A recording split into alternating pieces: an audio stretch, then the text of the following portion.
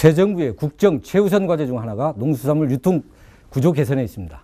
최근 한중일 FTA 협상이 한창 진행되면서 우리 농수산물 수급과 유통 단계에 관심이 집중되고 있습니다.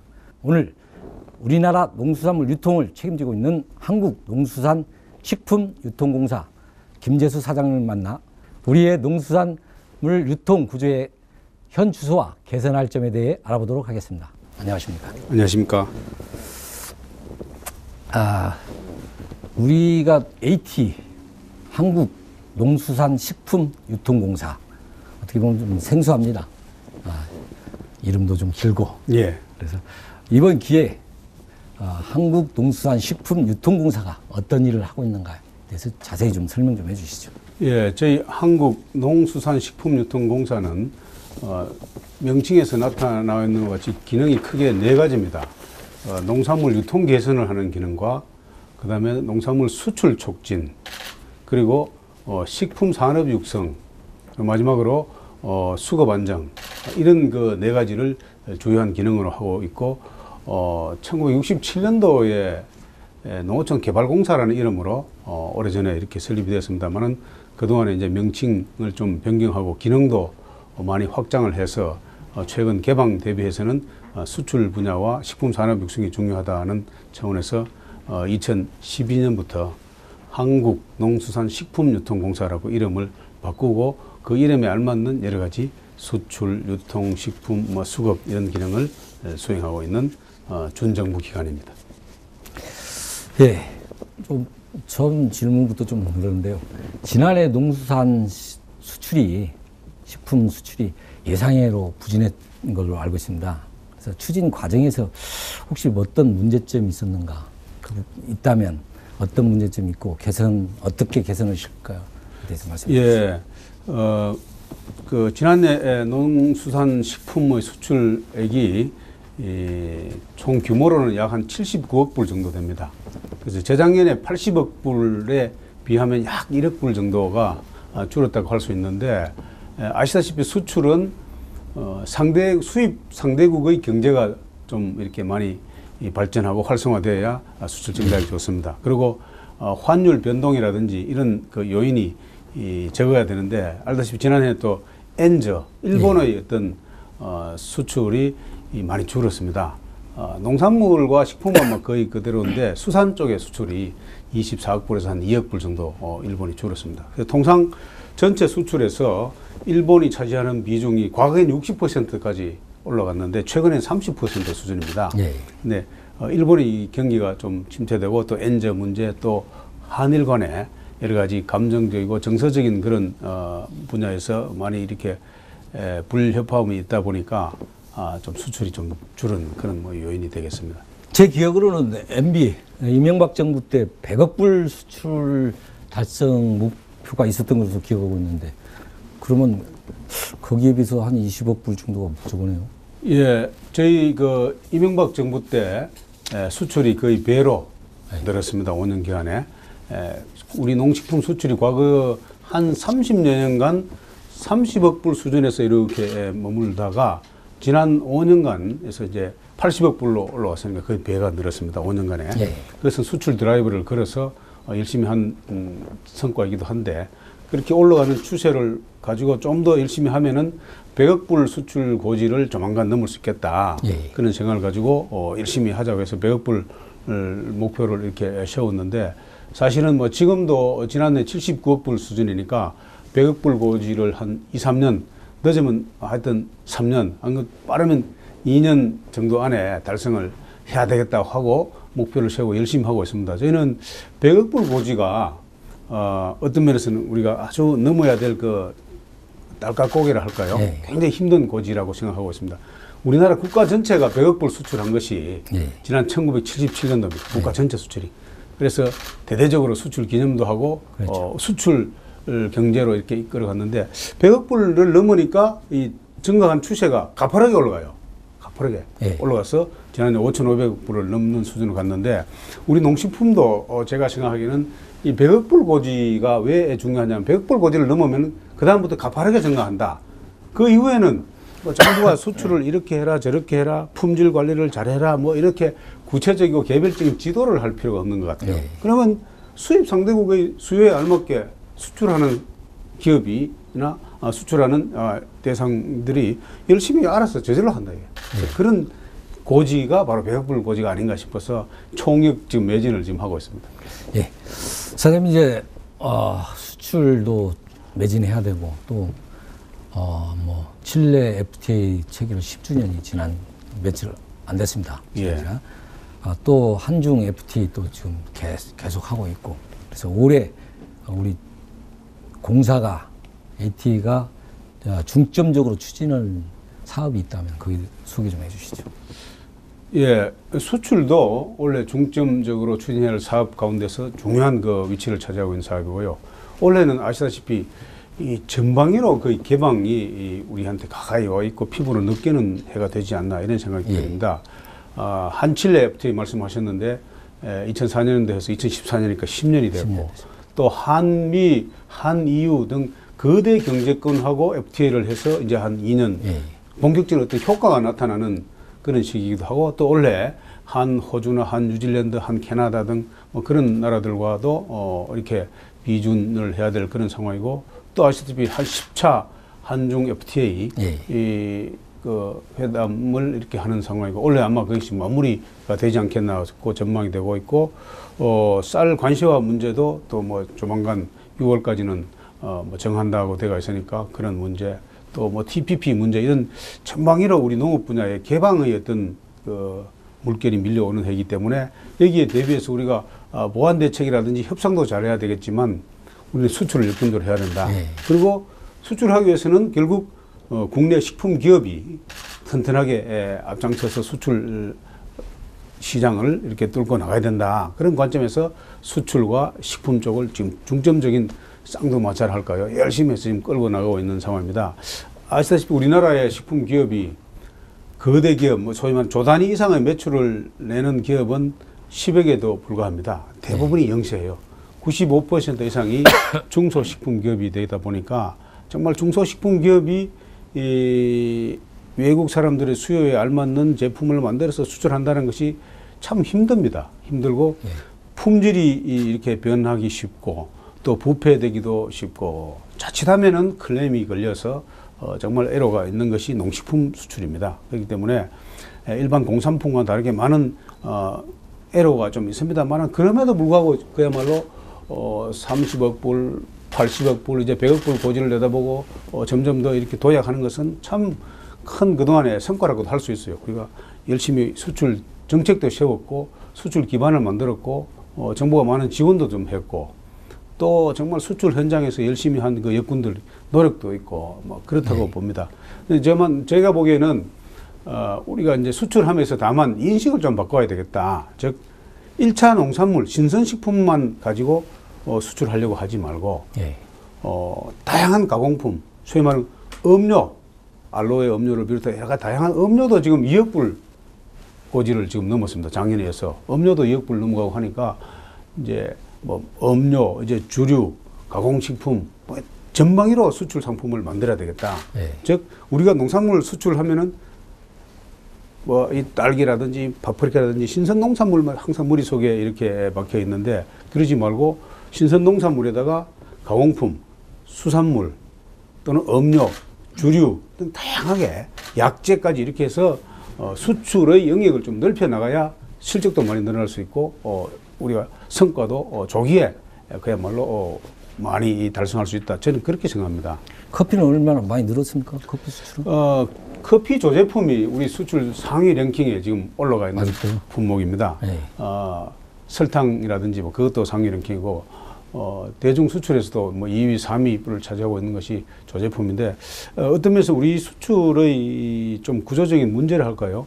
1차 원물을 가져와서 가공을 해서 파는 근데 커피, 뭐 담배, 설탕 이런 것들이 주로 그런 것들입니다. 그러다 보니까 신선 농산물을 생산하는 농민들로부터는 그렇게 뭐 큰 좋은 반응을 얻지 못하고 있는 점도 됩니다. 외국에서 원료를 사가와서 가공해서 파는데 우리 국가 직접적인 농민들 소득과 직접적인 연결이 되지 않는 거 아니냐 뭐 그런 점이 일부 있습니다만은 고용도 창출하고 부가가치도 창출하고 어쨌든 뭐 수출을 하는 것은 꼭 국내 생산물을 원료로 해서 수출해야 된다고 생각하지 않습니다. 다양한 외국의 원재료를 가져와서 우리가 가공을 해서 수출할 수도 있다. 지금 네덜란드나 스위스 같은 것이 그런 유료로 가고 있고 우리도 사실은 음료 수출에서 알로에 음료가 굉장히 각광을 받고 있는데 전 세계로 나가고 있습니다. 그런데 알로에 원료는 국내에서 그렇게 많이 조달을 못해요. 그렇죠. 그러니까 대부분 이제 해외 수입하고 우리가 가공을 해서 수출하고 있는 그런 품목이고, 제가 얼마 전에도 지금 알로에 수출을 많이 하고 있는 그 국내 뭐 회사를 지금 방문하고 수출 현장을 잘 점검을 해봤는데 공장이 어마어마하게 크더라고요. 예. 그래서 우리 AT가 주최하는 전시회나 박람회에 참여하면서 이 노하우를 익혀가지고 정말 이제 세계적인 기업이 됐더라고요. 그래서 얼마든지 수출도 이렇게 가능하겠구나. 음료도 가능하다. 그다음에 지금 제가 보기에는 이제 주류, 그다음 기능성 식품 등 이제 약재 소재 다양하게 지금 개발하면은 그것이 바로 고부가치 상품으로 연결되는 거지. 신선 농산물 뭐 딸기나 파프리카나 이거 얼마 안 됩니다, 사실. 네. 이제 우리 사장님 이제 수출 부분은 말씀 많이 하셨는데 우리 국민들은 가장 피부에 와닿는 게 농수산물 가격, 물가가 오를 때마다 가슴이 덜컹덜컹 내리 앉습니다. 그래서 그때마다 정부는 유통구조 개선을 부르짖고 있고 또 새 정부도 이번에 국정과제 중에 하나로 꼽고 있는데 그 부분에 대해서 우리 사장님이 신경을 쓰실 것 같은데 그 부분에 대한 어떤 대책을 갖고 계시는가 말씀해 주시죠. 예, 유통구조 개선의 문제가 사실은 역대 정부마다 중요한 과제였습니다. 그런데 많은 성과를 낸 부분도 있고 또 여전히 또 아직 더 발전시켜야 될 부분도 있고 이렇게 보시면 되겠습니다. 그런데 역대 정부에서는 기본적 농산물 유통의 문제가 생산을 해도 팔 데가 없다. 예. 팔 시장이 잘 없다. 그런 불만이 많았습니다. 그래서 전국에 공영 도매 시장을 지금 33개가 지금 인구 100만 이상 되는데 거의 2개가 정도가 다 되었습니다. 그게 농업 예산으로 지원됩니다. 그렇게 되어 있고 시장이나 공판장이나 뭐 산지의 여러 가지 유통시설 이런 것들에 많은 지원을 했다. 그 소위 말하는 그것은 물적인 시설, 하드웨어 쪽에 그다음 돈이 많이 들어갔고 그래서 지금 가보면 뭐 이 선과장이라 할까 뭐 이런 것들이 산지에 가면 뭐 굉장히 어떤 것은 과잉되어 있는 데도 많이 있어요.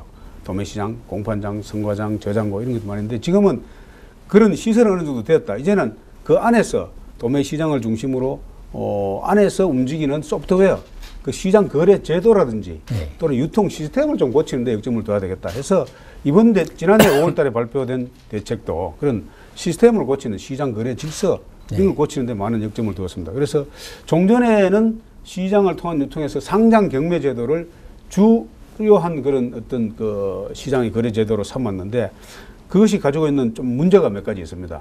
즉, 가격이 올라가고 내려가고는 등락이 심해지는 경향이 있어요. 네. 생산이 조금만 과잉돼도 가격은 폭락하고 생산이 조금만 부족해도 가격이 폭등하는 것이 상장 경매 제도가 가지고 있는 아주 취약점입니다. 그래서 그것을 보완하기 위해서 그 제도 말고 정가 매매나 수입 매매 이런 것들 사전에 가격을 정해놓고 산지의 수급 상황 즉 생산 여건에 관계없이 일정한 값으로 유통되게 하는 것이 그런 제도입니다. 그래서 그런 제도를 보완하고 또 산지의 수급을 지금 문제가 우리 국민들도 가끔씩 이제 오해하고 있는 부분 가운데 하나가 값이 올라간다든지 내려가는 것은 산지에 있던 생산의 문제, 즉 생산의 과잉 과소의 문제 때문에 소비지의 가격 파동이 오는데 그런 부분보다는 오히려 유통 과정이나 단계가 많아가지고 이게 폭리를 취하고 있는 집단이나 단계가 있는 거 아니겠는가.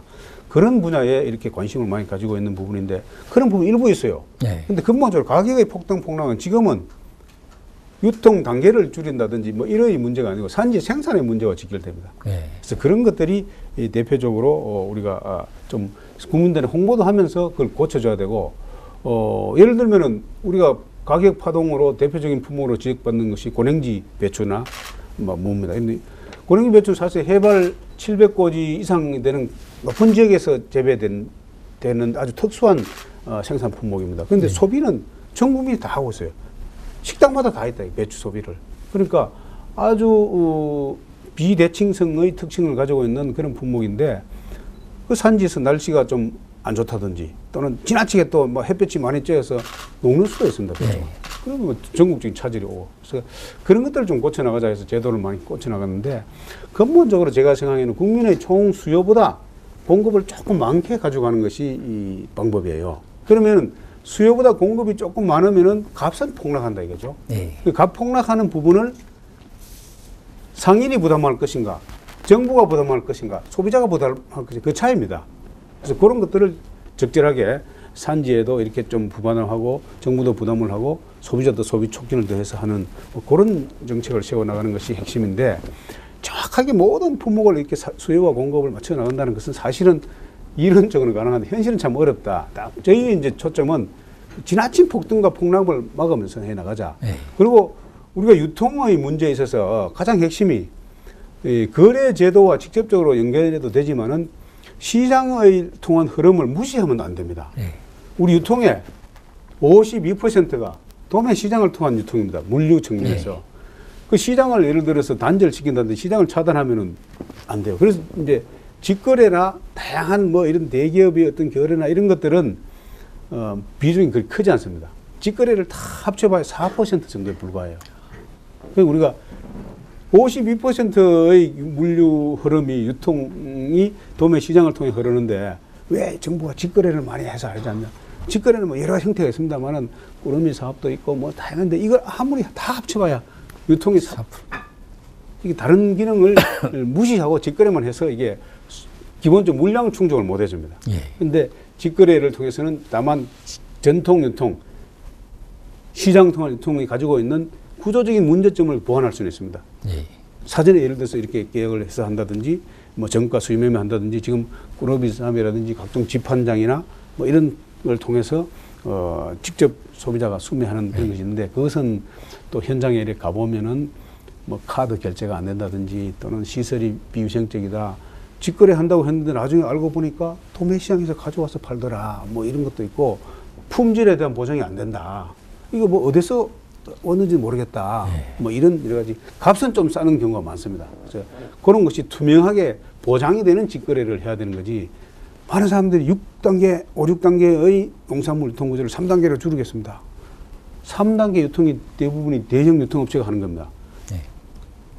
대형 유통업체 이마트나 롯데마트나 홈플러스 이런 것들이 대부분이 산지에 가서 바로 가져와서 파는 것들인데 거기 가서 값이 쌉니까? 아니다 이거야. 단계를 줄인다고 해서 거기 바로 소비자한테 이익으로 바로 직결되는 건 아닙니다. 다만 거기 편리한 점도 있지만은 이유인이 대부분이 대형 유통업체가 가져가는 것은 누구한테 도움이 되는 겁니까?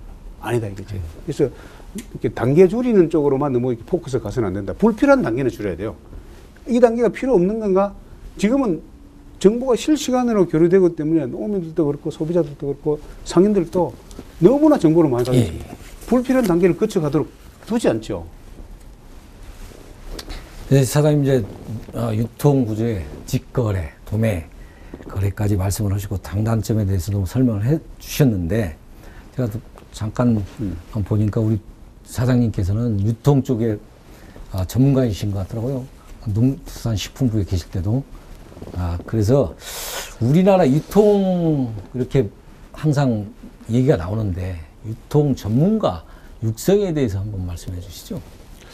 예, 뭐 전문가라는 평가는 좀 그렇습니다만은 제가 근무를 하다 보니까 유통 분야에 많은 그 여러 보직을 거쳤습니다.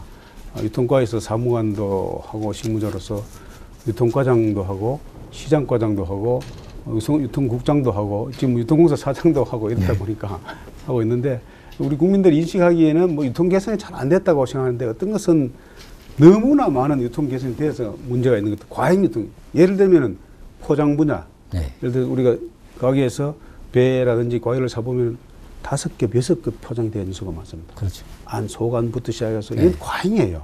그것은 과거에는 정말 사과의 유통의 경우에는 사과 나무 괴짝에다가 등개를 넣어가지고 하는 그런 유통이 지금 엄청나게 발전했습니다. 네. 그래서 그것도 유통 개선하기 위해서 정부가 여러 가지 지원도 하고 많은 노력을 해서 그런 건데 유통 분야가 사실은 가시적으로 눈에 보이지는 않지만은 기반을 구축한다든지 또는 포장 규격화를 한다든지 표준화를 한다든지 뭐 이런 면에서 많이 개선이 됐고 다만 우리 국민들은 저가격으로 안전하고 깨끗한 농산물을 사겠다는 이런 어떤 면에서는 좀 약간 어떤 좀 뭐라 할까요?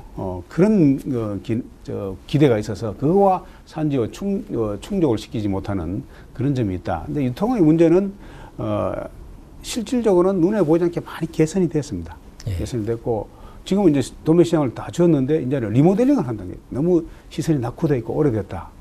리모델링도 하고 리모델링을 하면서 그동안에 생기는 부족한 점이나 이런 것도 보완하면서 이렇게 고쳐나가고 있고 하고 있기 때문에 큰 뭐 제가 앞서 말씀드린 대로 유통의 문제는 이제 지나친 폭등이나 폭락 그것을 방지하고 사전에 충격을 좀 완화해 나가는 걸 하자. 이제는 선택이 이제 소비자들이 하는데 국민들이 스마트폰으로 실시간으로 여러 가지 상황을 알고 정보를 알고 있습니다. 예. 그래서 그런 측면을 그런 여건이 바뀌었기 때문에 그런 여건 변화에 알맞는 우리가 대책을 해 나가야 돼. 이제는 국민의 관심이 식품 안전, 값이 좀 높아도 안전하고 깨끗하다는 포장을 해라. 그래서 원산지를 표시하고 뭐 품질 인정을 하고 다양한 걸 합니다만은 이제는 어떤 소비자들의 기대, 우리가 10만 톤을 제대로 공급하는다고 해서 평가받는 것이 아니라 그 가운데 1톤이라도 부패, 변질되어 있는 것이 공급이 되면 안 된다. 예. 국민의 관심은 이제 안전에 와 있지 제때 공급하는 것에 대해서 별로 관심이 없다. 그래서 그런 소비자 기호, 변화에 알맞는 대책을 세워나가는 것이 또 급선무인데 우리 조직이라 하는 게 또 쉽게 그렇게 바로 거기에 대응해 나가기 어려운 그런 점도 있습니다. 네, 농수산물은 아무래도 이제 우리 서민들에게 바로 직결되는 문제이기 때문에 뭐 가뭄이 들면 이제 쌀 걱정을 해야 되고 가을에 태풍이 오면 가을에 태풍이 오면 또 과일 가격 걱정을 하게 그렇게 됩니다. 그래서 농수산물은 아무래도 수급이 가장 문제가 되는데 수급 안정을 위해서 지금 유통공사에서 어떤 정책을 지금 계시는가 설명해 주시죠. 예, 앞서 그 유통하고도 이렇게 연계가 됩니다만 수급 안정이 국민들이 제일 관심 사항이고 또 농업인 소득과도 직결되기 때문에 지나친 폭등 폭락을 막는 사전적인 예측 기능을 잘 강화하자 해서 작년에 저희들이 이제 수급 종합 상황실을 설치를 해놨습니다. 예. 그래서 각계 분야의 전문가들이 다 모여가지고 관측도 하고 또 우리가 유통공사가 가지고 있는 현장이나 국내외 정보를 총 집결하고 또 생산지에서 생산자 대표나 또는 소비자 대표도 오고 그다음에 연구기관 대표도 오고 물가당국도 오고 같이 모여가 20명이 같이 모여가지고 수급 상황을 가지고 정밀하게 여러 분석을 하고 사전에 이렇게 예측을 해줍니다. 네. 과잉이 될 거다 또는 가격이 얼마 될 거다. 그래서 여러 가지 이 정보를 주고 하는데 그것 때문에 작년에는 정말로 효과를 많이 봤어요. 12번 저희들이 관측을 하고 예측을 했는데 그 11번을 정확하게 맞췄습니다. 그래서 작년에 거의 충격이 없었는데 지금 전반적으로 가격이 농산물 채소류를 비롯한 가격이 전반적인 추세가 하향 추세였습니다. 생산이 과잉되다 보니까. 네. 근데 이것을 사전에 여러 가지 뭐 이렇게 관측도 해주고 예고도 해주고 전망도 해줬는데 이게 좀 안 따라준 것도 좀 있지만은 이 농산물의 특성이 추세를 한번 타면 이게 꺾기가 대단히 어렵습니다. 값이 떨어진다 하면은 소비자들도 정상적으로 먹던 것도 더 안 먹어요. 네. 값이 올라간다 하면 안 사도 될 것도 더 사고 이런 게 아주 농산물의 가져온 심리적인 요인이 굉장히 많습니다. 그래서 지금 전체적으로 작년에 일기도 좋고 생산도 많이 되다 보니까 하향 추세를 쭉 타다 보니까 지금 여러 대책을 추진하고 있음에도 불구하고 이게 하향 추세를 꺾기가 참 쉽잖아요. 뭐 이 손실을 보고도 수출도 하고 정부가 수매도 해주고 소비 촉진도 하고 뭐 우리가 추진 가능한 여러 가지 대책은 다 추진하고 있는데도 불구하고 한번 이게 추세를 이렇게 꺾기가 참 쉽지 않은 애로가 있다. 그래서 이 분야에 조금 더 정책 개발을 해야 될 것 같습니다. 네. 이제 뭐 농수산물뿐만이 아니라 모든 생활에 필요한 것은 비축 인프라를 갖춰가지고 모든 분야에서 이제 그런 활동들을 하고 있는데 농수산물도 아무래도 이제 비축을 해서 가격 조절을 하고 있지 않겠습니까? 그래서 지금 우리나라에서 이 비축 인프라를 통해서 가격 조절을 가장 많이 하는 분야가 농수산 식품에서는 어느 분야입니까? 예, 저희 공사의 고유 기능이 그런 것들입니다. 예. 수매 비축을 하는 기능인데 국내산 생산이 많이 됐을 때도 국내산 농산물을 사서 저희 창고에 예. 비축을 해놨다가 값이 좀 올라가도록 이렇게 하는 효과를 주고 또 국내 생산이 너무 없어서 국내 값이 오른다 할 때는 수입해서 예. 비축을 해놨다가 방출을 해서 가격을 안정시키는 그런 것들을 합니다. 그래서 전체 농산물을 다 하기는 어렵고 우리 국민들의 소비에 중요한 거 고추, 마늘, 양파라든지 뭐 예. 지금 최근에는 또 가격 파동 있는 배추까지도 하고 있습니다. 그래서 그런 것들을 우리가 수매를 해서 비축을 해놨다가 방출해서 가격 안정을 하고 있는데 알다시피 저희 창고가 좀 오래됐기도 하고 이 비축의 수요가 더 늘어나고 있습니다. 그래서 권역별로 호남권, 영남권, 충청권 뭐 이렇게 권역 정해가지고 전국에 4개 권역을 나눠서 거기다 비축 창고를 지금 현재 짓는 예산을 확보해서 연차적으로 추진해 나가고 있습니다. 현재 우리 창고로서는 이 비축 수요를 다 충당시키기 어려워서 민간 창고를 임대해서 보관하기도 하고 하는 여러 가지 방법을 하고 있는데 근본적으로는 지금 현재 기상 변화도 더 심해지고 그렇죠.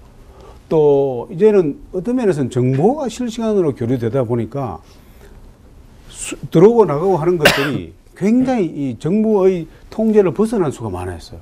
민간이 이제는 뭐 수입 자체가 자유화 되었으니까 검역 검사의 과정을 거치고 자기가 알아서 관심만 물면은 언제든지 전 세계를 다니면서 사서 가져올 수 있게 되어 있습니다. 그래서 그런 시스템도 되어 있다 보니까 정부가 미리 대응해 놓고 있지 않으면은 이 상황이 떨어지고 난 뒤에 대처하기는 늦어요. 그래서 우리가 좀 미리 좀 사서 비축하는 경우도 있고 그렇습니다. 올해는 이제 어쩔 수 없이 우리가 쌀을 40만 톤을 수입해야 할 입장인데요. 이것도 우리 유통공사에서 책임지고 하실 분야 아닙니까? 예, 우리가 그 쌀의 관세와 유예 협상을 하면서 우리가 해마다 MMA 물량이라 해서 최소 시장 적분 물량을 수입해 오는데 올해 물량이 거의 40만 9천 톤 정도 됩니다. 그런데 어쨌든 이 물량이 이 과거에 지금 거의 2배 이상 증가된 물량이고 또 원래 이것이 관세화를 더 연장할 것인가 또 그다음에 또는 관세화를 할 것인가를 또 정해야 되는 그런 마지막 해이기도 하고 해서 원래 여러 가지 힘듭니다. 우리가 수집하는 물량의 한 3분의 1 정도가 밥살용, 식용으로 들어오는데 그 쌀을 저희 공사가 관리를 하고 있습니다. 저희 창고에 전국에 있는 창고에 비축을 해놔서 판매를 하고 있는 상황인데 그것도 원래 이제 여러 가지 여건이 이 창고 여건 또는 국내 가격 문제, 관세와 유예할 것인가 더 어떻게 할 것인가에 대한 문제 복합적으로 얽혀가 있고 또 지금 물량이 더 많아지면은 사실은 수입 쌀을 보호하는 효과를 가져오는 경우도 생길 수가 있어요. 국내 농산물보다는 그런 면도 있어서 이 물량이 너무 지나치게 많을 때 가져오는 효과라는 것이 굉장히 복잡하고 힘든 과제입니다. 그래서 40만 9천 톤 정도의 쌀을 수입하고 관리하는 데 드는 돈이 저희가 약간 추정을 해보면 한 4천억 정도 돼요. 엄청난 돈입니다. 3천억 정도가 쌀 사는 비용, 1천억 정도가 관리 비용. 그래서 정확히는 한 4,300억 정도가 되는데 그래서 그런 금액도 만만치 않습니다. 그래서 이런 것들을 종합적으로 고려한 국내 대책을 잘 펴나가야 된다. 그리고 쌀은 또 우리의 주식이니까 쌀 관리에 드는 것은 다소 비용이 들더라도 제대로 관리해줘야 되는데 우리의 이 안정적인 먹거리를 공급하는 측면도 있지만은 쌀은 또 우리 농가 소득에서 가장 중요한 품목이기 때문에 생산 농민의 안정적인 소득도 좀 보존해줘야 되는 그런 상황이다. 그래서 지금 제가 보기에는 그래요. 지금 한 물가 가중치라든지 또는 우리 구입 가격 지수, 식료품 지수라든지 엔겔 개수 이런 측면에서 봤을 때 그렇게 크지는 않습니다. 쌀이 제가 봤을 때. 통계 자료를 보면은 4인 가족이 한 달에 먹는 쌀값이 한 달에 먹는 쌀의 양이 한 20kg 정도에 불과해요. 22kg. 그럼 쌀 한 포대다 이게 20kg짜리. 42,000원, 4만에서 한 4만 5천 원 그 사이 합니다. 그렇게 비중으로 봐서는 정말 한 달에 4인 가족이 먹는 쌀 20kg 값이 4만 5만 원 잡아도 한 사람이 얼마나 적습니까? 한 사람 많은 그게 저는 가끔씩 그 강조하는 측면에서 그 피자 한 판 값보다 조금 비싸다. 이게 어떻게 비싸냐? 우리 국민이 한 가족이 한 달 먹는 값이 그거밖에 안 되는데, 근데 이게 뭐 쌀에 대해서 이렇게 값이 올라갔다고 할 수 있겠는가? 실질적인 지수로 또 환산해 보면은 10년 전에서 그렇게 올라가지 않았어요. 실제 그래서 그런 상황인데도 쌀값이 조금만 올라가면 예민하거든요, 국민들이. 그렇죠. 쌀값이 좀 올라가면은 다른 물가에 또 영향도 주고 또 많은 우리 이 소비자들한테 쌀값이 올라가니까 다른 것도 따라서 물가가 올라가게 하는 핑계거리도 될 수도 있다. 그렇죠. 그런 측면에서 어쨌든 쌀값이 안정적으로 이렇게 가면 좋은데 안정적으로 가다 보니까 농민들은 불만이 많은 겁니다. 사실은 이게 뭐 그렇게 많은 것도 아닌데 왜 자꾸 물가 올라간다고 그게 하느냐. 그래서 우리 공사가 국내산도 관리하고 수입산도 관리하면서 쌀값을 잘 조정해 나가는 역할을 잘 해야 됩니다. 그렇지 지나치게 올라가도 안 되고 또 떨어져도 안 되고 그래서 이것이 수입 물량과도 연계되고 그렇기 때문에 수입 물량과 판매, 방출하는 시기를 잘 조절해 나가는 것이 공사의 입장입니다. 예, 가장 관건은 한중 FTA입니다. 할 수밖에 없고 또 해야 되고 뭐 피해갈 수 없는 문제인데 이 체결될 경우 우리 농식품 중국 수출 전망은 어떻습니까? 걱정을 많이 하고 있습니다.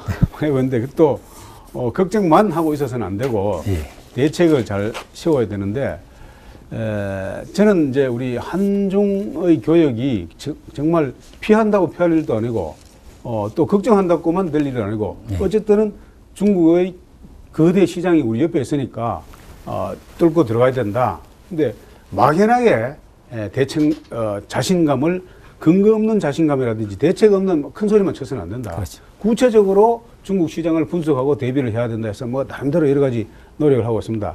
우리가 수출은 지난해 농산물, 수산물, 식품 다 합쳐서 중국에 약 한 13억 불 수출을 했는데 수입은 한 57억 불 정도 되니까 적자가 농산식품 분야에 44억 불 적자예요. 예. 그러나 그리고 중국 시장에 들어가는 품목도 보면 앞서 말씀드린 대로 뭐 조제품들이 많다. 커피 조제품이라든지 뭐 설탕 조제품이라든지 그런 거 있고 수산물이 또 상위 랭킹에 있고 신선 농산물은 얼마 없습니다. 축산물도 지금 거의 없고. 네. 그래서 앞으로 한중 협상을 하면서 그런 분야를 우리가 불합리한 우리 농산물이 중국에 진출하는 것을 막는 여러 가지 규제가 있다면은 그걸 빨리 이렇게 합리적인 근거, 과학적인 근거, 그리고 국제적인 기준에 맞도록 고쳐가 돌라는 것을 요구해서 관철시켜야 됩니다. 그래야 우리 중국 시장을 확보할 수 있고 또 중국이 알다시피 뭐 한 13억이 넘는 인구가 소비 계층이 다양하잖아요. 그렇죠. 그것을 잘 분석해서 지역별로 소득 계층별로 선호하는 식품을 우리가 만들어서 팔아야 된다. 그리고 중국의 상거래 관습과도 잘 익숙하게 그 연구도 많이 해야 되고 그래서 저는 뭐 그제도 중국에서 근무한 사람들을 다 모아가지고 중국 시장 공략 방안에 대한 발표회를 또 갖도록 했습니다. 그래서 제가 사장이 좀 혹독하다 싶을 정도로 지나치게 많은 지적도 해주고 그랬어요. 우리가 다른 기관들과 달리 수출 전문 기관인데 그 정도밖에 분석을 못해서 어떻게 되겠는가. 심도 있는 분석을 해봐라. 구체적으로 막힌 에러가 뭐냐. 그 다음에 불합리한 기준이 뭐냐. 일반적으로 뭐 중국의 고소득층 10%를 상대로 우리 농산물을 팔면 된다. 그런 주상적인 소리 해서는 안 되고 고소득층이 선호하는 게 뭐다? 자, 우리의 어떤 분유다. 또는 우유다. 유자차다. 홍삼이다. 이런 것이 딱 있으면은 구체적으로 이것이 어느 정도 시장을 확보할 수 있고 또 국내 생산 여건이 되느냐를 잘 봐야 된다. 제가 한 2주 전에 지방의 어떤 가공품 생산 그 업체를 방문했습니다. 중국 업체와 바이어와 면담을 했는데 한 달에 3,000톤 정도를 이걸 생산할 수 있겠느냐. 자기 공장은 한 달에 250톤이나 300톤 정도밖에 못 한대요. 10분을 밖에 안 돼요. 3,000톤을 공급해 두려고 하는데 여력이 안 된다. 중국 시장이 이렇게 넓은 엄청난 우리가 상상도 못할 여러 가지 분야가 있더라고요. 네. 근데 우리는 막연하게 그냥 딸기 들고 가서 수출하겠다. 단일 품목을 몇 개 들고 가서 수출하겠다. 저 사람들은 알다시피 공항에서 우리 공산품이라든지 다른 제품도 싹쓸이 많이 하잖아요. 네. 우리 국내도 제가 보기에는 중국의 필요에 의해서 우리 걸 사가는 체제로 만들어야 했다. 우리 거를 들고 가서 너를 사주십시오라고 하지 말고 중국의 수요에 제가 아까 말씀드린 그 공장은 당류를 생산하는 겁니다. 옥수수당이라든지 라이스당 수입하는 조청류 같은 거를 수출하는데 한 달에 3,000톤 계약하자고 하는데 지금 뭐 도저히 안 된다. 제가 보기엔 그런 것이 곳곳에 있을 것 같아요. 저쪽에 워낙 중국은 엄청난 시장이니까 네. 그런 대규모 바이어, 대형 바이어를 잘 발굴해가지고 우리가 거래선을 떨궈야 된다. 그렇게 해야 되는데 그걸 하려면 노력을 많이 해야 되고 홍보도 많이 해야 되고 어쨌든 제가 보기에는 그런 것들을 하는 것이 공기업의 임무고 또 정부도 그런 것은 정부는 검역이나 검사에서 불합리한 거, 국제 기준에 안 맞는 것을 빨리 이렇게 하도록 해주고 협상에서 우리 최대한 우리가 우리 걸 잘 보호하고 또 중국 시장에 열게 하는 그런 걸 해야 되겠지만은 업계에서는 실제로 정말 중국이 상인들이나 중국의 소비자들이 원하고 있는 것이 뭐냐? 저는 엄청나게 많다고 봐요. 저는 3,000톤 공급해달라는 그 업체를 가보고 제가 정말 뒤통수를 맞은 것 같았어요. 네. 우리가 공급 여력이 안 돼서 못 해주는 것도 이렇게 많구나. 그럼 뭐 한 달에 3,000톤만 생산해보면 그 사람 그렇죠. 얼마나 좋겠습니까? 그러니까 그런 것들도 곳곳에 있다고 봐요. 우리나 중국이나 소비하는 것은 비슷하니까 예. 늘 우리가 잘하고 있는 딸기나 뭐 이것만 하지 말고 딸기 파프리카만 보지 말고 전방위로 보죠. 가공식품도 보고 분유도 보고 뭐 여러 가지 다 봐야 된다. 전방위로 이렇게 이 시야를 넓혀놓고 그걸 보면서 저쪽에 수출할 수 있는 걸 갖춰야지 우리가 늘 탁상위에서 하는 그런 식으로 해서는 안 되겠다. 그래서 좀 올해는 좀 전략을 좀 달리 하려고 했어요. 그래서 이번 달 초에 바로 중국 수출 정대 방안을 우리 AT 센터에서 맨날 관계자들 모아서 토론회 하지 말고 중국에 직접 가라. 그래서 상해에 가서 중국의 전문가들을 모아서 상해에서 지금 토론회를 합니다. 그리고 우리의 이 농산물이 중국에 수출하는데 뭐가 문제다. 또 중국의 전문가를 불러서 발표를 또 시키고 또 관계자들이 모여서 심도 있는 그런 토론을 중국에 가서 좀 해봐라. 그리고 뭐 우리가 하고 있는 뭐 안테나 샵이라든지 다양한 형태의 홍보나 마케팅이나 전시회, 박람회 이것은 뭐 이것대로 하고 또 대언론 홍보라든지 뭐 이런 것들은 우리가 뭐 늘 하는 것들이니까 그것들도 하되 이제는 좀 손에 잡히고 구체적으로 밑바닥을 파고드는 그런 수출 전략을 세워야 된다. 그런 게 제가 좀 많이 동의를 하고 있습니다. 예. 직원들이 그래서 많이 고달프하고 저를 많이 싫어하는 거예요. 사장님 이제 조금 전에 지적을 하셨습니다. 이것저것 많이 시키니까. 생산을 300톤밖에 못 하는데 3,000톤 계약을 하자는 거 난감해했다. 그런 중소기업 수출, 중소기업 지원을 위한 유통공사의 대책을 아니면 방안이 있다면 말씀해 주시죠. 예. 그래서 결국 저도 우리 농업의 살 길이 앞으로 패러다임 전환한다면 수출 농업의 시대를 열어가려면은 개별 농민이 어떻게 수출을 다 하겠습니까? 어렵다. 그 수출 기업을 살리자. 기업이라고 하는 게 지역에 있는 크고 작은 중소식품 가공 공장들을 살려야 된다. 그러면은 지역 고용도 창출되고 지역 경제도 살고 농촌이 산다. 그런 차원에서 기업을 지원하기 위한 여러 가지 방안을 만들었습니다. 우리 1층에 있습니다만은 기업 지원 센터를 만들어가지고 기업에 우리가 전문가들이 가자. 품질 전문가, 위생 안전 전문가, 포장 전문가 한꺼번에 이 위원회를 만들어 놓고 한꺼번에 원스톱으로 현장에 가서 기업이 원스톱으로 진단을 받도록 해놨습니다. 작년에도 수차 이렇게 내려갔는데 사람도 정말 2, 3년 주기로 건강 진단을 받아야 되는 것과 마찬가지로 기업도 기업주는 뭐 열심히 하고 있지만 열심히 한다고 되는 건 아니잖아요. 네. 고쳐야 될 부분이 있는데 본인은 잘 모르는 것 같아요. 근데 우리 전문가들이 한꺼번에 가서 마케팅, 식품위생안전, 그 다음에 홍보 뭐 여러 가지를 한꺼번에 보니까 굉장히 좋아하는 것 같습니다. 네. 그래서 그것을 올해는 더 지속적으로 좀 많이 해서 기업이 종합 컨설팅을 원스톱으로 받도록 해놨습니다. 그리고 그걸 받으면은 그 결과를 가지고 우리가 전문가한테 다시 몇 개 심층 컨설팅을 또 받도록 해서 기업의 구조적인 문제를 이렇게 고쳐주고 하는 원래는 그걸 좀 더 제대로 해야 될 것 같아요. 그래서 그런 것들을 좀 하면서 저는 뭐 자금을 융자를 뭐 저리로 해주고 뭐 해외 박람회에 참여하게 해주고 뭐 여러 가지 비용의 일부를 대주고 하는 것은 뭐 그것도 안 하는 것보다는 낫습니다만 그렇죠. 근본적인 해결 방안이 될 수 있겠는가? 근본적인 해결 방안은 수출을 하겠다고 마음먹은 수출 기업가가 열심히 해외에 나가서 뛰고 해외 소비자들의 수요에 알맞는 물건을 여기서 만들어주는 체제를 이렇게 바꿔야 된다.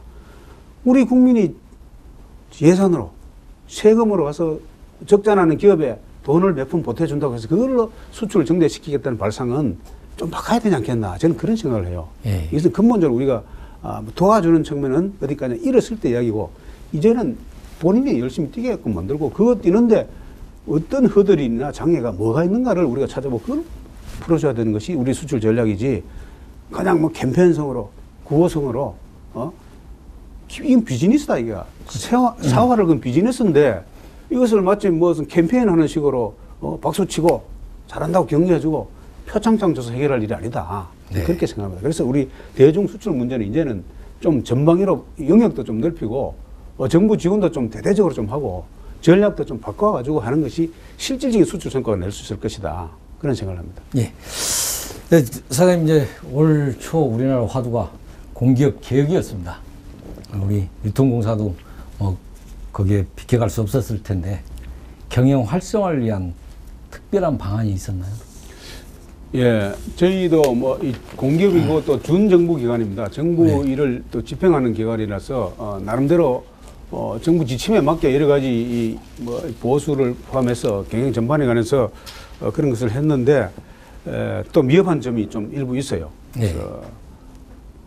그 저는 그렇게 생각합니다. 공기업의 목표가 무슨 낙하산을 방지하고 뭐 이런 데 초점을 맞춰 있을 게 아니라 공기업이 기본적으로 당초 설립된 목적대로 잘 되고 있는가, 그것을 잘 할 수 있는 CEO가 가야 되고 또 그것을 잘 할 수 있도록 정부가 제도적으로 보완을 해줘야 된다고 봐요. 네. 근데 뭐 방만 경영도 당초 목적대로 잘 움직이게 하는 그 수단 가운데 하나의 지적이에요. 네.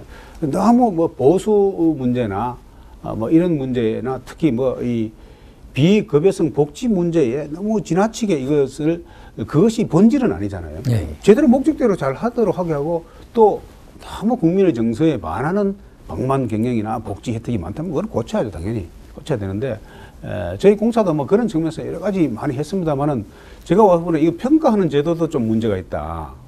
저는 정말 홍보를 강조하고 경영 쇄신을 하고 새로운 업무도 많이 하고 뭐 이렇게 열심히 뭐 여러 가지 많이 했는데 가만히 보니까 사장이 열을 내서 열심히 하고 이렇게 하고 한 것들은 평가 지표에 별로 없어요. 문제가 이게 맞는 거냐. 그렇게 해서 그런 것들도 좀 고쳐야 될 것 같고, 공기업 알다시피 우리 정부가 딱 전년도에 사업 계획과 물량을 딱 주는 겁니다. 네. 그것만 하면 돼 있어요. 사업 계획과 물량을. 네. 자, 생산 해놓은 것을 수매를 이 정도 하고 방출을 이 정도 하라. 그것만 잘하면은 좋은 평가를 받는 시스템이 있는 한 추가적으로 새로운 일을 할 이유가 없는 거 아닙니까? 그렇죠. 혁신적이고 새로운 거 변화. 그거 아무리 해봐야 할 예산도 없고 인력도 없고 조직도 없고 또 그것을 아무리 해봐야 평가들 받는 뭐 인정도 못 받는데. 네. 알다시피 우리 공사는 작년에 19가지 상을 받았습니다. 뭐 총리상, 무슨 상, 뭐 해외에서도 받고 여러 가지 받았는데 평가 반영이 안 돼요. 아무것도. 이렇게 고용노동부 장관으로부터 예를 들어서 일터 혁신 최우수상을 받았는데 그것도 이거 대통령이 문서 관리 뭐 표창도 받고 뭐 많이 받았는데 이런 게 없더라고요. 야, 이거는 문제가 있다. 정말 열심히 하고 뭐 이렇게 해도 이거는 뭐 반영 안 되는 현재 평가 시스템입니다. 네. 근데 그것은 좀 고쳐야 되겠다는 생각도 들고 해서 저는 기회 있을 때마다 공기업의 특성에 알맞는 평가 제도로 가야 되는 거 아니겠는가. 이것이 행정학자나 조직학자나 무슨 경영학자들이 와가지고 일반 제조기업에 적용되는 잣대로 일률적으로 쫙 했을 때 아주 평가받기 어렵습니다. 네. 우리가 가만히 있는데 상대방 국가의 경제가 나빠져서 수출이 조금 부진하다. 그러면 우리가 아무리 열심히 해도 성과 평가를 받기 어려운 구조 아닙니까? 예. 그래서 그런 것들이 이게 과정도 평가받는 시스템으로 가야 되지 않겠나 그런 생각을 해요. 나름대로 뭐 어쨌든 우리 공기업이 몇몇 공기업 때문에 공기업 전체가 국민들한테 매도를 당하고 있는 그런 예건이기도 합니다만은 그래도 뭐 다소 온 국민이 혁신을 하자, 개혁하자는 그런 그 방향으로 가고 있으니까 저희들도 그렇게 해야 된다고 생각합니다. 예. 사장님 이제 뭐 시간이 좀 많이 흘렀습니다. 그래서 뭐 질문 중에 꼭 답변을 하고 싶은 게 있었을 것 같고 또 빠진 게 있을 겁니다. 사장님 끝으로 하시고 싶은 말씀 있다면 아니면 직원들에게 당부하고 싶은 말씀 한 말씀 해주시죠. 예, 농업 분야가 정말 엄청나게 많이 변했는데 우리 국민들이나 대부분 인식이 농업 분야가 아직 낙후되어 있다고 생각하는 그 인식이 참 아직 그 문제라고 싶고요. 농업이 알다시피 지금 6차 산업으로 가져간 이유가 정부가 가져가서 가는 게 아닙니다. 기 6차 산업으로 많이 갔어요. 예. 생산에서 벌써 가공, 유통, 지금 오늘 이야기한 대로 수출, 수입, 저장 엄청나게 생산 생산보다는 생산 이후로 엄청나게 변화가 되어버렸습니다. 그리고 많은 전국적으로 저장업체, 가공업체, 수출업체들이 활발하게 움직이고 있고 이 고용 창출하고 지역 경제 활성화를 하고 있는데 많은 국민들이 여전히 농업하면은 논에서 벼를 재배하고 밭에서 보리나 채소, 과일을 재배하고 축산 농가가 소, 돼지 키우고 하는 1차 산업 쪽에 머물러 있다 생각해요. 예. 많이 이렇게 이전해 왔습니다. 그렇기 때문에 그것을 인식을 해야 되고, 제가 농촌진흥청장도 했습니다만, 진흥청의 연구 조직과 기능도 벌써 상당한 분야가 기능성, 그 다음에 농업의 어떤 비농업적인 역할, 기능 쪽으로 많은 연구를 하고 있어요. 예. 누에고치가 예를 들어서 실컷 미단 옷만 짜는 게 아니라 화장품. 치약, 네. 비누, 누에거라, 인공고막, 인공뼈, 엄청나게 그 많은 변화가고 그런 연구를 지금 많이 하고 네. 있습니다. 그런 쪽으로 지금 변해가고 있는데도 많은 사람들은 농업 분야가 여전히 옛날에 전통 농업으로 생각하고 있는 그 부분의 인식을 빨리 바꿔야 되고, 그 다음에 인식 변화에 못지않게 농업 자체 우리의 농식품부나 진흥청이나 산림청이나 우리 유통공사나 농협이나 농업 관련 기관들의 기능과 역할도 이 생산 쪽에서 생산 이후 단계로 빨리 전환을 해줘야 됩니다. 우리 조직 자체도, 우리 공사도 마찬가지고. 네. 그런데 공사는 식품유통공사로 벌써 이름도 바꾸고 조직도 많이 바꿔놨어요. 그쪽 하고 있는데 여전히 농업 분야의 많은 조직과 인력, 예산 이런 것들이 여전히 생산 쪽에 여전히 80%, 생산 이후에 한 20%도 안 돼. 이 언밸런스입니다. 이걸 바꿔줘야 되는데 아직도 1차 산업에 머물러 있다. 1차 산업 위주의 조직과 지원도 대부분 그렇게 되어 있어요. 생산 기반 쪽에 많이 들어가 있고 생산 정대 쪽으로 와 있고 연구 조직도 그렇게 되어 있고 되어 있어서 이것을 빨리 트는 것이 중요한데, 이것을 틀다 보면은 자기의 조직에 대한 내 조직이 없어지는 것이 아닌가라는 우려도 있고 또 불안도 있고 이렇게 해서 그에 대한 저항이 또 물밑에서 만만치 않습니다. 그래서 그런 것들을 잘 이렇게 원만하게 잘 전환을 시켜 나가야 되는 것이 중요한데, 그런 것들도 우리 농업 내부에서 그걸 고쳐 나가야 되고, 그리고 앞서 말씀드린 인식 개선과 더불어서 농업이 다음 단계 도약하기 위해서 해야 될 일은 정말 온 국민이, 지도자들이 비롯한 정치인들도 농업을 산업의 경쟁력을 가지는 산업을 봐야지 정치적으로 이용해서 안 된다. 그러니까 진짜 제가 정치 농업의 시대를 마감해야 된다.